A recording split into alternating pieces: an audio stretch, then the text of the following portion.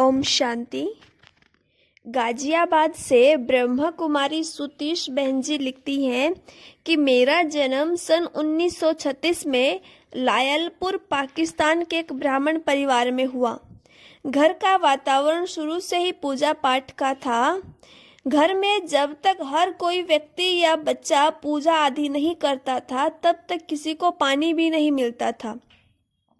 शुरू से ही मेरे भी संस्कार कुछ ऐसे ही थे।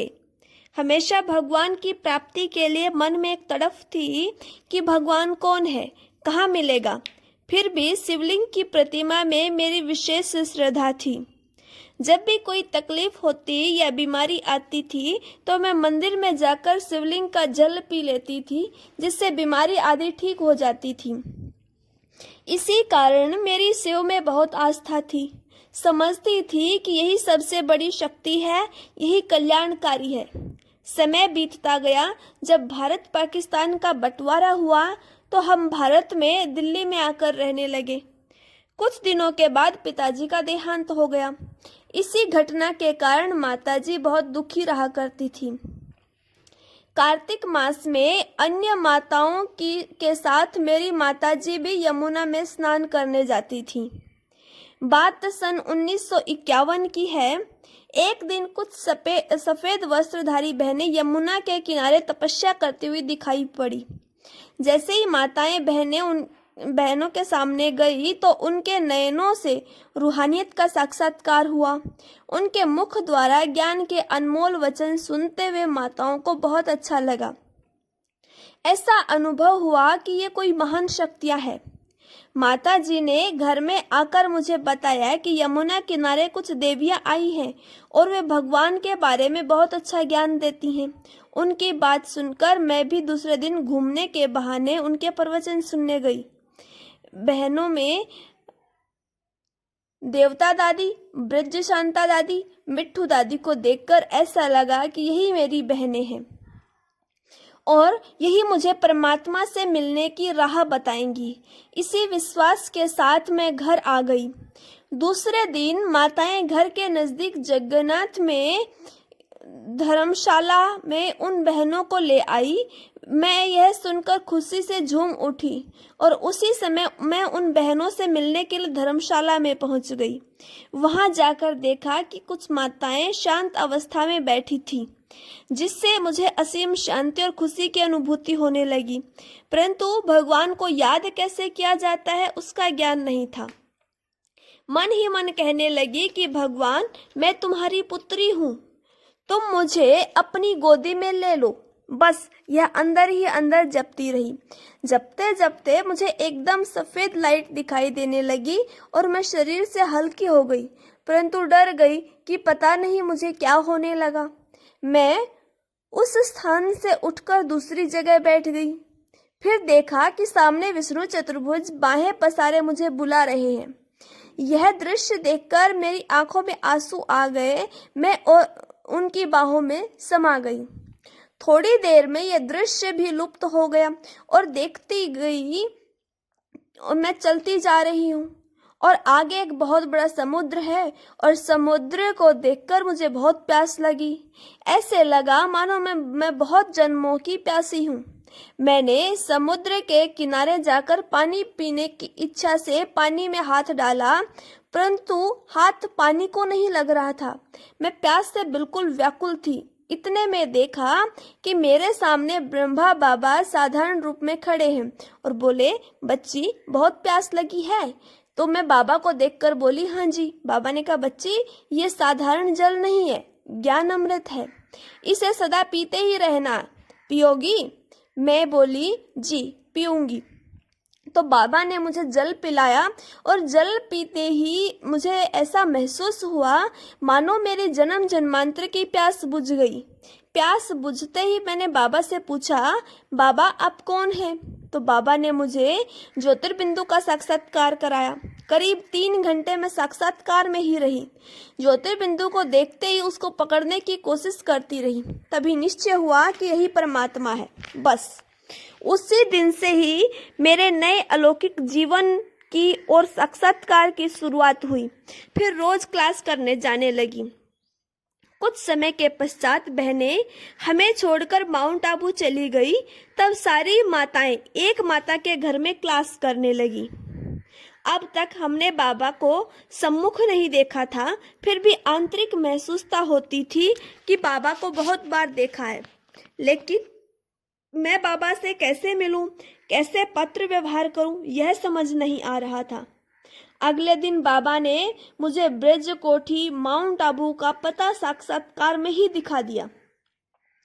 इसी निश्चय से मैंने बाबा को पत्र लिखा कि बाबा, आपने कहा कि मैं आया हूं, सो आप मेरे पत्र का जवाब देना। पत्र मिलते ही बाबा ने मेरे पत्र का जवाब बहुत ही सुंदर गीत की पंक्तियों में दे दिया। आ गए दिल में तुम, मेरी महफिल में तुम, बच के नजरों से मेरी कहाँ जाओगे, तुमसे मिलने यहाँ मुझको आना पड़ा, गीत गाया हुआ फिर से गाना पड़ा, है ये मिलने के दिन, फूल खिलने के दिन, हम पुकारेंगे और तुम चले आओगे।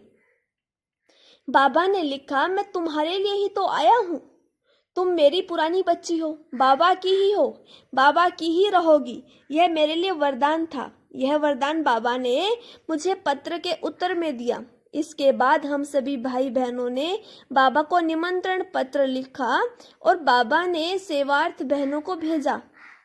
फिर तो मैं रोज क्लास करने लगी। इस प्रकार मुझे ईश्वरीय ज्ञान लेते हुए 3 साल हो गए। मुझ में बहुत परिवर्तन आ गया और परिवार वाले देखने लगे कि यह हर प्रकार से बदलती जा रही है, यह कभी भी घर छोड़कर चली जाएगी। कुछ विरोधियों ने कहना शुरू किया कि यह तो साध्वी बनती जा रही है। बस फिर तो परीक्षाएं आनी शुरू हो गई, सेंटर में आना जाना बंद कर दिया गया। सबने आपस में मिलकर मुझे रोकना शुरू किया और सोचा कि इसकी शादी कर दें तो अपने आप ठीक हो जाएगी। इस प्रकार सब परिवार वाले मेरे से नाराज रहने लगे। उन्होंने मुझे शादी के लिए कहा तो मैंने उत्तर दिया, आप तो बड़े हैं, पढ़े लिखे हैं, हर माँ बाप अपने बच्चों को देखते हैं कि वह क्या चाहता है, कैसे सुखी रह सकता है, तो आप मुझे नहीं समझ सकते। अगर आप मेरी शादी भी कर देंगे तो दोनों तरफ परेशानी होगी, क्योंकि मैं इस दुनिया में खुश नहीं रह सकती। अब आप सोच लो।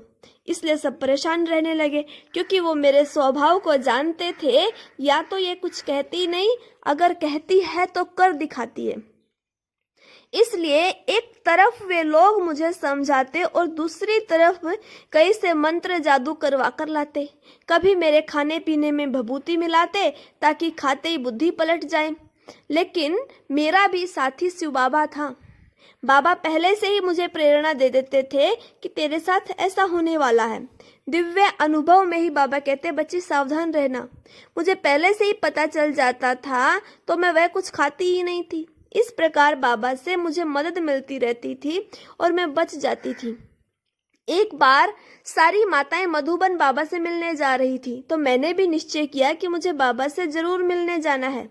जबकि परिवार वाले नाराज थे, बंधन भी डालते थे, तो मुझे कैसे जाने देंगे। जाना भी है लेकिन झूठ बोलकर भी नहीं जाना, जाना भी छुट्टी लेकर, क्या करे। भाई से छुट्टी मांगूंगी तो नहीं देंगे, मना कर देंगे। फिर मैंने लगातार 3 दिन रात बैठकर योग तपस्या की। बाबा से योग में ही कहा, बाबा मैं अपने बड़े भाई से छुट्टी मांगूं तो वह मना न करे। फिर बाबा ने मुझ में ऐसी शक्ति भर दी जो मैंने भाई से कहा कि एक बार मैं ये आश्रम देखाऊं, क्या पता मुझे वहां जाने के बाद अच्छा न लगे तो मैं वहां से आकर सेंटर छोड़ दूंगी। इस युक्ति से मैं मधुबन 1954 में पहली बार बाबा से मिलने कोटा हाउस में चली आई। मैं बाबा से मिली तो मीठी दृष्टि देते हुए बाबा ने कहा, बच्ची बहादुर हो, अब बाबा से मिल गई हो तो मिलती ही रहोगी। बाबा दिल्ली आएगा तुम्हें सब बंधनों से छुड़ाने। इस प्रकार मैं मम्मा बाबा के साथ 15 दिन बिताकर वापस दिल्ली आ गई। दिल्ली आने के बाद वही परेशानी, वही बंधन, परंतु मन में पक्का निश्चय था कि अब कुछ भी हो जाए बाबा का हाथ और साथ नहीं छोड़ना। इसी प्रकार समय बीतता गया। सन 1955 में बाबा दिल्ली रजौरी गार्डन में आए। परिवार वालों को मालूम पड़ा कि इनका बाबा आया है, तो क्यों नहीं हम मिलकर बाबा के पास जाएं, क्योंकि सुतीस हमारा कहना मानते ही नहीं है, बाबा का कहना जरूर मानेगी। ऐसा सोचकर भैया और जीजाजी साकार बाबा के पास गए। बाबा ने बहुत प्यार से पूछा, बच्चे क्या चाहते हो? तो भैया और जीजा जी ने कहा कि हम इसकी शादी करना चाहते हैं। कुछ भी हो जाए हम घर से ऐसे नहीं जाने देंगे। घर से लड़की जाएगी तो शादी करके ही जाएगी, चाहे कोई ज्ञान में चलने वाला लड़का ही क्यों न हो। हम उसके लिए भी तैयार हैं। तो बाबा ने कहा, बच्चे बस इतनी सी बात है। फिर बाबा ने कहा, शादी करके ब्रह्मा कुमारी बने। फिर उन्होंने कहा, यह उसके ऊपर मदार है, हम इसमें कुछ नहीं कहेंगे। हम सिर्फ यही चाहते हैं कि हमारे यहाँ से शादी करके जाए। यह सब बातें मैं छिपकर सुन रही थी। उनको यह पता नहीं था कि मैं भी वहां हूं। इतने बातें कहकर वे लोग वहां से चले गए। फिर बाबा ने मुझे बुलाया और कहा, बच्ची मैं तुम्हारा गंधर्व विवाह करा दूंगा। मैंने बाबा से कहा, बाबा मैं कुमारी रहना चाहती हूँ, माता का टाइटल मुझे अच्छा नहीं लगता। तब बाबा ने कहा, बच्ची मैं तुम्हें बिल्कुल निर्बंधन बनाऊंगा। फिर मैंने कहा, बाबा आप गंधर्व विवाह भल कराओ, जो आपकी आज्ञा मैं जरूर मानूंगी, लेकिन मैं किसी के घर नहीं जाऊंगी। फिर बाबा ने कई कुमार देखे, उनमें से एक कुमार बाबा को ठीक लगा और उस कुमार से कहा कि तुम 1-2 घंटे का पार्ट बजाकर बच्ची को सीधा बाबा के पास छोड़ जाना। ड्रामानुसार गंधर्व विवाह की तारीख पक्की हो गई। फिर मैंने बाबा से बात की कि बाबा मैं पार्ट बजाऊंगी, लेकिन फेरे किसी के साथ नहीं लूंगी। फिर बाबा ने मुझे शिक्षा दी कि इससे तुम्हारे लौकिक संबंधी ठीक नहीं समझेंगे, तुम साक्षी होकर पार्ट बजा लेना। मम्मा बाबा ने मुझे अपना एक रुमाल दे दिया। मैं वहां गई। जब पल्ले से पल्ला बांधने की बात आई तो मैं मम्मा बाबा के दिए हुए रुमाल बांधकर गंधर्व विवाह का नाटक रचकर लौकिक संबंधियों से विदाई लेकर शहजादी के वेश में पुरानी दुनिया को छोड़कर दहेज सहित रजौरी गार्डन सेवा केंद्र पर अपने शहजादे प्यारे मम्मा बाबा के पास आ गई। इस प्रकार यज्ञ के इतिहास में गंधर्व विवाह की प्रथा भी इस प्रसंग से शुरू हो गई। इसके पश्चात मैं मम्मा बाबा के पास रजौरी गार्डन में रही। बाद में पंजाब और यूपी में बाबा ने मुझे अपने साथ घुमाया। अमृतसर, सहारनपुर, अंबाला, इस तरह 6 मास घूमकर सबसे पहले मैं हापुड़ सेवा केंद्र पर गई। सन 1960 में हापुड़ का हंगामा हुआ तो बाबा ने कहा, छोटी बच्ची को वहां से बुलाओ। फिर बाबा ने मुझे अपने पास बुलाया। एक बार मैं मथुरा में बहुत बीमार पड़ी तो मुझे बाबा ने बुलाया और कहा कि मैं अपने आप तुम्हें ठीक करूंगा। बाबा ने मुझे मक्खन और बादाम खिलाया और सचमुच में ठीक हो गई। इस प्रकार मम्मा बाबा ने मेरी स्थूल और सूक्ष्म पालना की। 4 मास के बाद बाबा ने मुझे गाजियाबाद सेवा पर भेज दिया। इस प्रकार जानी जाननहार बाप पर मेरा जितना निश्चय था उतना बाबा को भी मुझ पर विश्वास था कि यह मेरी बच्ची है और सदा रहेगी। ऐसे थे हमारे बाबा। यह अनुभव यहीं पर समाप्त होता है। ऐसे ही प्रेरणादायी अनुभव सुनने के लिए चैनल को लाइक और सब्सक्राइब करें। ओम शांति।